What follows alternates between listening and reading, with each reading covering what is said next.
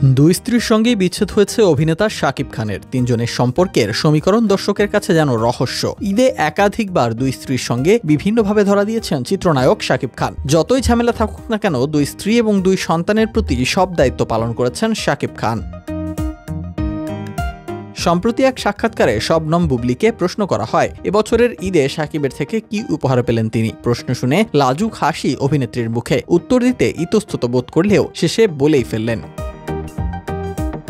বুবলী বলেন, ছেলে হওয়ার পর সবই তো ওর কথা ভেবেই করি আমরা। হ্যাঁ, উপহার তো পাই, কিন্তু এখন সেভাবে নিজের জন্য কেনাকাটা হয় না। তবে উনি ঈদের আগে কেনাকাটার জন্য টাকা দিয়ে দেন, আমরা নিজেদের পছন্দের জিনিস কিনে নিই।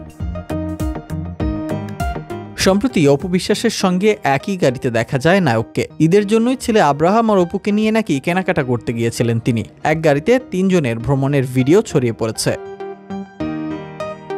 এই রেশ কাটতে না কাটতেই শাকিবের সঙ্গে শেহজাদ বীরকে নিয়ে একটি ছবি সামাজিক মাধ্যমে পোস্ট করেন বুবলী। লেখেন, অনুগ্রহ করে কিছু না জেনে কারো চালাকির প্ররোচনায় পড়ে আজেবাজে নোংরা ভিডিওতে মন্তব্য করা এবং ট্যাগ করা বন্ধ করুন, বিশেষ করে বাচ্চাদের নিয়ে। বাবা শাকিব খান তার সব সন্তানকে ভীষণ ভালোবাসেন এবং সময় দেন। বুবলী বলেন, শুধু সন্তানদের মধ্যে বিভাজন করবেন না, হিংসাত্মক মনোভাব ছড়াবেন না। সব বাবা মায়ের মতো আমরাও আমাদের সর্বোচ্চটা দিয়ে আমাদের সন্তানকে ভালো রাখতে চাই, কারণ পরিবারের বন্ধন সবচেয়ে সুন্দর এবং শক্তিশালী। বাচ্চারা বড় হচ্ছে, তাদেরকে নেগেটিভিটি থেকে দূরে রাখুন প্লিজ।